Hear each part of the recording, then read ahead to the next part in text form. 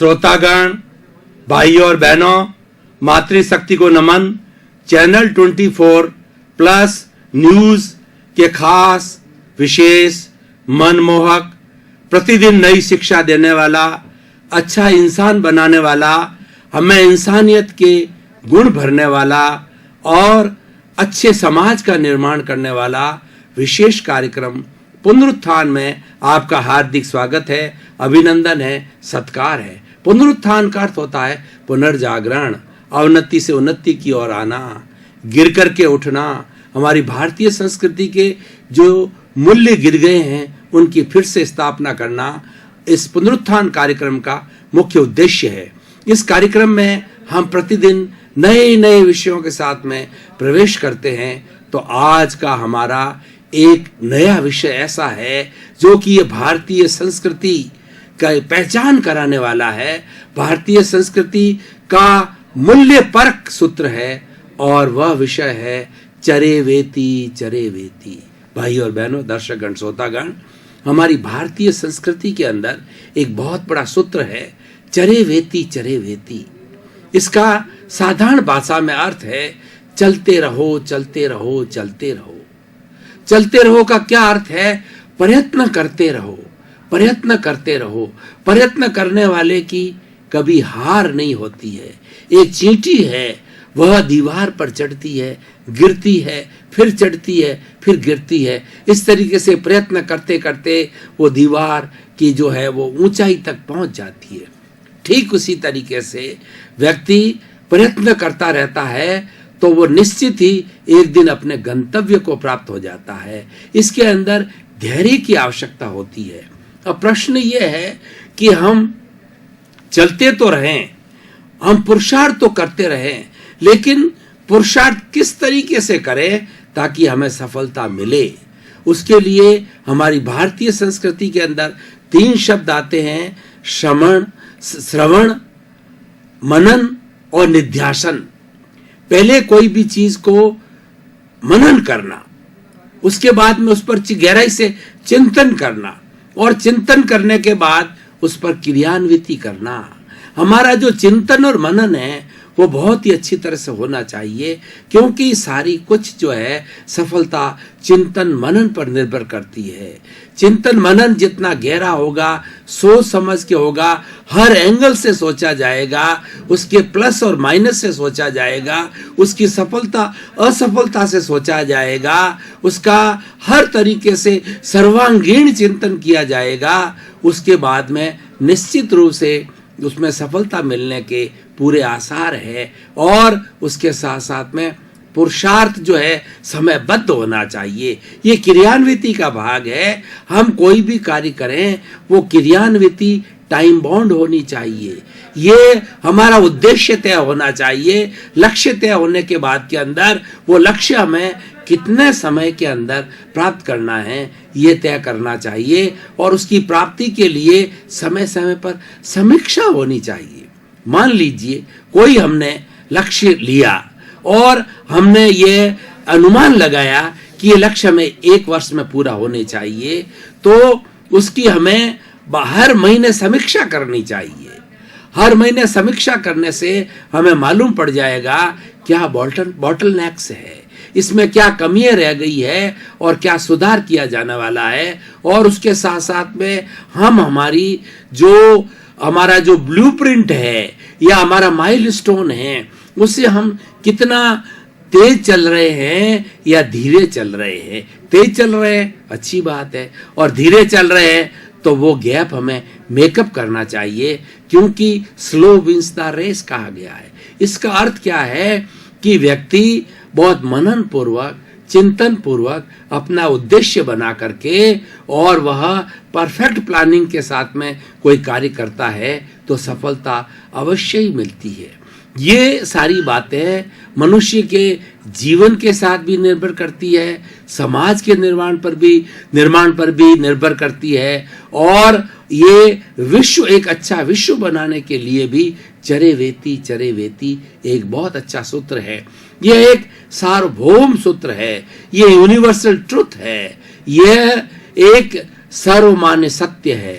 तो इसको हमें अपने जीवन के अंदर उतारना चाहिए और इस सूत्र को अपना करके हम अपने जीवन का विकास करते हैं। और अगर कोई समाज है तो समाज का विकास हो सकता है, देश का विकास हो सकता है और विश्व का विकास हो सकता है। भाई और बहनों, अब थोड़ा हम इस विषय को आज के सिनेरियो के अंदर देखते हैं कि आज हम कहाँ जा रहे हैं। आज हमारी जो सांस्कृतिक गिरावट आई है, उस गिरावट की ओर हमें देखना है और ये सूत्र कैसे उसके अंदर उपयोगी हो सकता है वो हमें देखना है। आज का युग ग्लोबलाइजेशन, प्राइवेटाइजेशन और लिबरलाइजेशन का है और आज के इस युग ने, इंटरनेट के युग ने, विज्ञान के युग ने हम सबको बहुत करीब ले आया है। हम पूरे विश्व जो है वो एक परिवार के रूप में हो गया है, सारी पृथ्वी एक गांव के रूप के अंदर हो गई है। हमारे ऋषियों मुनियों ने वसुधैव कुटुंबकम का सिद्धांत दिया था। वह सिद्धांत ठीक इसी तरह का था। वह सद्भावना पर आधारित था, वो ईश्वर प्राणिधान पर आधारित था, भाईचारे पर आधारित था, नैतिकता पर आधारित था और उसका मूल सूत्र यह था कि हम सभी एक परमेश्वर की संतान हैं, हम एक कुटुंब के सदस्य हैं। इसीलिए हर सदस्य दूसरे सदस्य के साथ में अच्छा सम्मान का व्यवहार करेगा, सद्भावना का व्यवहार करेगा, नैतिकता का व्यवहार करेगा। उससे वो स्वयं जो है अच्छा जीवन जी सकेगा और साथ साथ के अंदर संपूर्ण मानव जाति, संपूर्ण विश्व है, विश्व बंधुत्व की जो भावना से वह जीवन यापन करके और शांतिपूर्ण सह अस्तित्व से सबका जीवन बहुत अच्छा बन जाएगा। तो वसुधैव कुटुंबकम का सिद्धांत हमारी भावनाओं पर आधारित था, हमारे भीतर के जगत से जुड़ा हुआ था। लेकिन जो आज ये ग्लोबलाइजेशन का युग है वह ठीक उसी तरह से आधारित है और वह मैटर से जुड़ा हुआ है, वह पुद्गल से जुड़ा हुआ है और इसके अंदर सारी चीजें भौतिकता के साथ में जुड़ी हुई है। लेकिन दोनों का अर्थ एक ही है, क्योंकि हम दो तरह के जो है जीवन के साथ जीते हैं, दो तरह के वातावरण के साथ में जीते हैं। एक तो होता है बाहर का जगत, एक होता है भीतर का जगत। बाहर का जगत जो है वो हमारा लौकिक जगत कहलाता है, व्यवहार का जगत कहलाता है और भीतर का जगत है वो अध्यात्म का जगत कहलाता है, स्वयं का जगत कहलाता है। और हम दोनों जगत के अंदर जीते हैं और दोनों जगत के अंदर जब संतुलन हो जाता है तो व्यक्ति आराम से जी सकता है। तो चरेवेति का सिद्धांत है, वह हमें धैर्य सिखाता है, वह हमें सहनशीलता सिखाता है, वह हमें त्याग सिखाता है। और इस सिद्धांत का पालन करने वाला जो व्यक्ति किसी भी संस्था का लीडर है, परिवार का लीडर है या देश का लीडर है, तो वह इन गुणों को धारण करके और अपने साथ के लोगों के साथ में मिलकर के बहुत बड़ा विकास कर सकता है। लेकिन आज क्या हो रहा है? आज सारी तरफ आप नजर दौड़ाइए, सहनशीलता की कमी हो रही है। कोई किसी को सहन करने के लिए तैयार नहीं है। हर एक ने ग्लोबलाइजेशन, हम इंटरनेट से, फेसबुक से, व्हाट्सएप से और यूट्यूब से बहुत सा ज्ञान लिया है। ज्ञान लेना अच्छी बात है, हर एक को ज्ञान लेना चाहिए, पर इसका अर्थ नहीं है कि अहंकार पैदा हो जाए। आजकल ईगो की बड़ी प्रॉब्लम है, अहंकार की बड़ी प्रॉब्लम है। हर व्यक्ति अपने आप को बड़ा समझता है, इसीलिए वो किसी को टॉलरेट करना नहीं चाहता। एक पुत्र अपने पिता को टॉलरेट करना नहीं चाहता, एक छोटा भाई बड़े भाई को टॉलरेट नहीं करता, एक पत्नी पति को टॉलरेट नहीं कर रही है। इस तरीके से हमारे परिवार बिखर रहे हैं, हमारे परिवार में टूटन आ रही है। आज हमारी जो 50-50, 100-100 सदस्यों की जो हमारी जॉइंट फैमिली हुआ करती थी, जिसके अंदर 3-3, 4-4 पीढ़ी के लोग एक छत के नीचे जीवन यापन करते थे और बड़े सुख के साथ रहते थे, संगठन के साथ रहते थे, सबका सुख दुख जो है आपस के अंदर बढ़ जाया करता था। लेकिन आज वो स्थिति इसीलिए बदल गई है कि कोई किसी को टॉलरेट नहीं कर रहा है, इसलिए न्यूक्लियर फैमिलीज हो गई है। न्यूक्लियर फैमिलीज के बहुत बड़े नुकसान हैं। व्यक्ति अकेला पड़ गया है, वह हर वक्त टेंशन में रहता है, स्ट्रेस में रहता है और स्ट्रेन में रहता है। आज जितनी बीमारियों की जड़ है उन सब का कारण है मानसिक तनाव। और वो तनाव क्यों हुआ?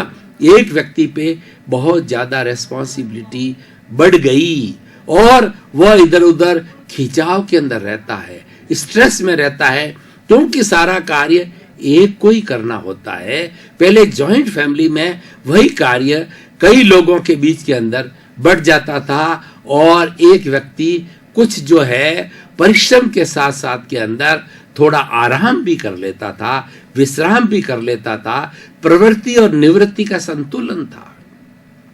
आज इस असहनशीलता के युग के अंदर चारों तरफ जो है वह परिश्रम इतना बढ़ गया है कि व्यक्ति को कहीं पर भी रेस्ट करने का, आराम करने का, शांतिपूर्वक चिंतन करने का समय नहीं मिलता है। हमारे एक राजस्थानी में कहावत है, हाय घोड़ा और दिन थोड़ा। इसका अर्थ यह है व्यक्ति भागता जा रहा है। आज आप लोगों को देखिए कि लोग भागते जा रहे हैं। उनसे पूछा जाए कि भाई क्यों भाग रहे हो, हर एक का जवाब यह है, वह भाग रहा है, मैं भी भाग रहा हूं। तुम्हारे जीवन का क्या उद्देश्य है? किसी के जीवन का कोई उद्देश्य नजर नहीं आता। पुराने लोगों को देखें जो जॉइंट फैमिली में रहते थे, हमारी पुरानी भारतीय संस्कृति को देखें, वहां पर उन लोगों से आप प्रश्न करेंगे, हर एक का जवाब मिलेगा, हम सुख चाहते हैं, शांति चाहते हैं, मानसिक शांति चाहते हैं, प्रेम चाहते हैं और हमारी उन्नति करना चाहते हैं, हम ईश्वर के दर्शन करना चाहते हैं और हम एक अच्छे इंसान बनना चाहते हैं। इन सब बातों का आज किसी के पास के अंदर ना तो कोई जो जवाब का उनके पास में समय है और ना कोई चिंतन का समय है। ये चरेवेती का सिद्धांत जो है यह मूल्य परक सिद्धांत है। यह सिखाता है कि आप चलते रहो, लेकिन चलना कैसे? प्रवृत्ति के साथ में निवृत्ति करो। देखिए प्रकृति ने हमारे साथ कितना न्याय किया, कितनी सुंदर व्यवस्था की कि दिन तो काम करने के लिए होता है और रात्रि विश्राम करने के लिए होता है। इस प्रकृति ने 24 घंटे सबको दिए हैं, लेकिन 24 घंटे काम करने का प्रकृति का निर्देश नहीं है। प्रकृति को तो यह कहती है कि जितना कार्य करो उतनी की उतनी निवृत्ति होनी चाहिए, उतना का उतना बॉडी को विश्राम में होना चाहिए। हमारी जो फिजिकल बॉडी है ये काम करते करते इसके टिश्यूज, इसकी कोशिकाएं, इसके ऑर्गन्स, इसके सिस्टम थक जाते हैं और उसकी थकान मिटाने के लिए नींद है, विश्राम है, कायोत्सर्ग है, ये किया जाना चाहिए। इसके लिए समय की आवश्यकता होती है। आज किसी के पास कोई समय नहीं है। एक छोटे बच्चे को लेकर के बुजुर्ग तक को पूछा जाए, मैं बहुत बिजी हूं, पर सही मायने में बिजी रहना अच्छा है, परंतु वो बिजी कैसा है? वह भीतर से अस्त व्यस्त है, भीतर से संतुलित नहीं है। इसलिए चरेवेती का अर्थ है चलते रहो, लेकिन कुछ मूल्यों के साथ चलो। सहनशीलता का मूल्य, धैर्य का मूल्य। आज किसी को धैर्य नहीं है बिल्कुल ही, चाहे सड़क हो, चाहे ट्रेन हो, चाहे फ्लाइट हो, चाहे कार्यस्थल हो, किसी को भी धैर्य नहीं है। दर्शकगण, श्रोतागण, भाइयों और बहनों, हम काफी समय से गहन विषय पर गहन चिंतन कर रहे थे। अब थोड़ा तरोताजा होने के लिए ब्रेक ले रहे हैं। ब्रेक के बाद पुनः हाजिर हूं।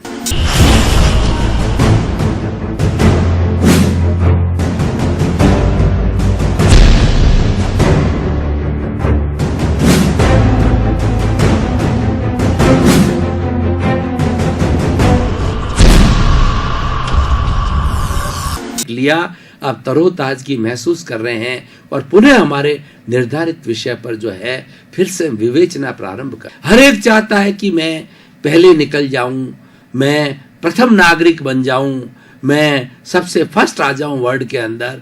तो ये प्रतिस्पर्धा का युग हो गया।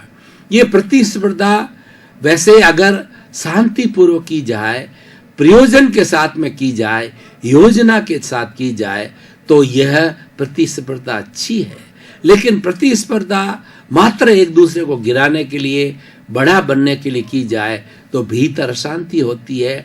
व्यक्ति जीत कर भी हार जाता है। व्यक्ति जीतता कब है कि भीतर में शांति होना चाहिए, भीतर में सुख होना चाहिए, भीतर में सुकून होना चाहिए, तब जाकर के व्यक्ति की जीत में जीत होती है। नहीं तो जीत हुई भी हार हो जाती है। और हमेशा प्रतिस्पर्धा के अंदर ये चरेवेती में चलने का सूत्र है। लेकिन चलने का सूत्र कैसे दिया गया है, इसका मैं उदाहरण के द्वारा भाई और बहनों बताना चाहता हूं कि एक टीचर ने बोर्ड के ऊपर एक लाइन खींच दी और अपने छात्र को कहा कि इस लाइन को छोटा करो। एक विद्यार्थी खड़ा हुआ, उस लाइन को थोड़ा मिटा करके छोटा कर दिया। दूसरा एक समझदार विद्यार्थी था, वो खड़ा हुआ और उस लाइन के नीचे उसने एक दूसरी लाइन लंबी खींच दी, इसलिए पुरानी वाली लाइन छोटी हो गई। ये कंस्ट्रक्टिव आइडिया है कि हमें बनना है, हमें चरेवेती करना है, हमें विकास करना है, हमें आगे जाना है, हमें सफलता को प्राप्त करना। परंतु कैसे? दूसरे का डिस्ट्रक्शन करके, दूसरे के प्रति घृणा करके, दूसरे के प्रति ईर्ष्या करके, दूसरे को गिरा करके हमें बड़ा नहीं बनना है। हमें अपनी योग्यता के अनुसार आगे बढ़ना है, कुछ मूल्यों के साथ आगे बढ़ना है, तो निश्चित रूप से जो है हम सफलता प्राप्त कर सकते हैं। तो मैंने बताया, एक तो सहनशीलता, दूसरा धैर्य, और तीसरा जो भावना है वो मुख्य बात है त्याग की भावना है। पुराने समय में हमारी भारतीय संस्कृति को उठा के देखें तो त्याग को बहुत बड़ा महत्व दिया जाता था। आज हमारी जो पाश्चात्य संस्कृति है वह हम पर बहुत हावी हो गई है। मैं पाश्चात्य संस्कृति की कोई क्रिटिसाइज नहीं कर रहा हूं, लेकिन ये बताना चाहता हूं कि वो उनके जीने का ढंग है, हमारे जीने का अपना ढंग है, क्योंकि उनका द्रव्य क्षेत्र काल भाव और हमारा द्रव्य क्षेत्र काल भाव भिन्न भिन्न है। हमारी पारिवारिक व्यवस्थाएं भिन्न भिन्न है, हमारा जलवायु अलग है और हमारा सोच का तरीका अलग है, हमारा फैमिली सिस्टम अलग है। तो हम किस तरीके से उनकी हर बात को अडॉप्ट करके और उसी में खुशी मनाएं और उसको अपने जीवन का अंग बना लें, इसीलिए आज ये सारी समस्याएं खड़ी हुई है और हम धीरे धीरे मानवीय मूल्यों, भारतीय संस्कृति के मूल्यों को भूलते जा रहे हैं और चारों तरफ अशांति अशांति है। ऐसा कोलाहल है कि व्यक्ति को जीवन के अंदर कोई आनंद की अनुभूति नहीं है, व्यक्ति कोई विश्राम नहीं कर रहा है। पाश्चात्य संस्कृति के अंदर व्यक्ति एक मैकेनिकल लाइफ जीता है, क्योंकि उनका सिद्धांत यही है। वो मुख्य भौतिकवाद पर चलते हैं और हम आध्यात्मवाद पर चलते हैं, और हम भौतिकवाद को बुरा नहीं मानते लेकिन भौतिकवाद के साथ साथ में हम अध्यात्मवाद का संतुलन चाहते हैं, और हमारी भारतीय संस्कृति के अंदर संतुलन पर जोर दिया है। चरेवेती का सिद्धांत ये बताता है कि तुम खूब परिश्रम करो, आगे बढ़ते जाओ, अपना पर्सनालिटी डेवलपमेंट करो और हर दिशा के अंदर जो है कीर्तिमान स्थापित करो। लेकिन वह सब करना किस तरीके से है? वो करना ऐसे है कि हमें हमारे संतुलन के साथ, भारतीय संस्कृति संतुलन पर आधारित है, और संतुलन एक ऐसा शब्द है जो कि जीवन का बहुत बड़ा निर्माण कर लेता है। प्रकृति का संतुलन, जीवन का संतुलन, परिवार का संतुलन और स्थान का संतुलन, हर एक जगह जहाँ संतुलन होता है वहाँ निश्चित तौर पे सुख, शांति और आनंद और चरेवेती का सिद्धांत है वो सफलता से लागू हो जाता है। और आप देखिए कि संतुलन की बात चली है तो सूर्य जो है प्रातःकाल अपने समय पर उगता है, चंद्रमा है वह रात्रि में समय पर आता है, तारे हैं वो समय पर आते हैं, नदी अपने तटों के बीच के अंदर बहती है। यानी हर एक अपनी अपनी मर्यादा का पालन करता है। हमारी भारतीय संस्कृति मर्यादा पर आधारित है, और जहां मर्यादाएं छोड़ दी जाती है वहां पर सारा कोहराम मच जाता है, वहां पर भूकंप आते हैं, सुनामी आते हैं, अतिवृष्टि होती है, अनावृष्टि होती है और तबाही हो जाती है। नदी अगर तट के बीच के अंदर बहती बहती वो असंयम की ओर चली जाए, वो संतुलन को छोड़ दे, तो उसके चारों तरफ जितने घर बसे हुए होते हैं, जितने शहर बसे हुए होते हैं, उनको सुहा कर देती है। एक भूकंप आता है तो सारे शहर को जो है तहस नहस कर देता है। लेकिन ये सब आते क्यों हैं? ये पृथ्वी के असंतुलन से आते हैं। और ये असंतुलन कौन करता है? ये असंतुलन मनुष्य करता है, क्योंकि मनुष्य ने प्राकृतिक नियमों का पालन करना छोड़ दिया और चरेवेती के सिद्धांत को वो दुरुपयोग कर रहा है। चरेवेती ये नहीं कह रहा है कि तुम प्रकृति का दोहन करके या प्रकृति का नुकसान करके, प्रकृति का सम्राट बन करके तुम जो है वो चरेवेती करो, विकास करो। नहीं, प्राकृतिक नियमों का पालन करते हुए सस्टेनेबल डेवलपमेंट करो। ऐसा डेवलपमेंट हो जो कि किसी के लिए कष्टदायक ना हो। भाई और बहनों, दर्शकगण, श्रोतागण, ये जो सृष्टि है इसमें जीने वाले 84 लाख जीवा योनियां हैं। जीवा योनि उसे कहा जाता है, उत्पत्ति स्थान को कहा जाता है। 84 लाख उत्पत्ति स्थान हैं और उसमें जीवों की संख्या गिने असंख्य अनंत है। ये सब प्रकृति के अंदर जी रहे हैं। इस प्रकृति के अंदर असंतुलन पैदा करते हैं हम, इस प्रकृति का दोहन करते हैं। दोहन कैसे किया जाता है? पानी का दुरुपयोग करके और बहुत गहरा खनन करके और वायुमंडल के अंदर कार्बन डाइऑक्साइड वगैरह जो है दूषित गैसों को छोड़ करके। ये सब कौन करता है? ये कोई प्राणी नहीं करता, केवल मनुष्य करता है। और क्यों करता है? क्योंकि वो तृष्णा से ग्रस्त है, वो कंज्यूमरिज्म से ग्रस्त है और उसके अंदर ग्रीड है।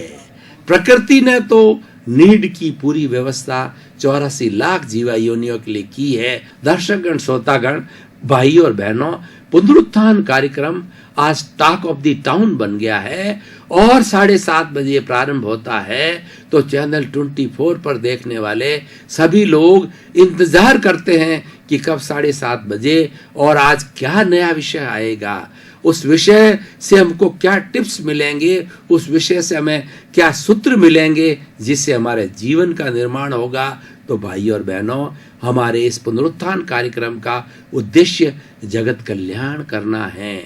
सर्वे भवन्तु सुखिनः, सर्वे भवन्तु निरामया। उसी क्रम में, उसी श्रृंखला में आप सभी का जीवन आनंदमय हो, प्रेममय हो, धर्ममय हो, शांतिमय हो, सुकूनमय हो और आप खुद बड़े सुख के साथ जीते जीते अपना गंतव्य मोक्ष को प्राप्त करें। आपके प्रति मंगल भावना शुभ।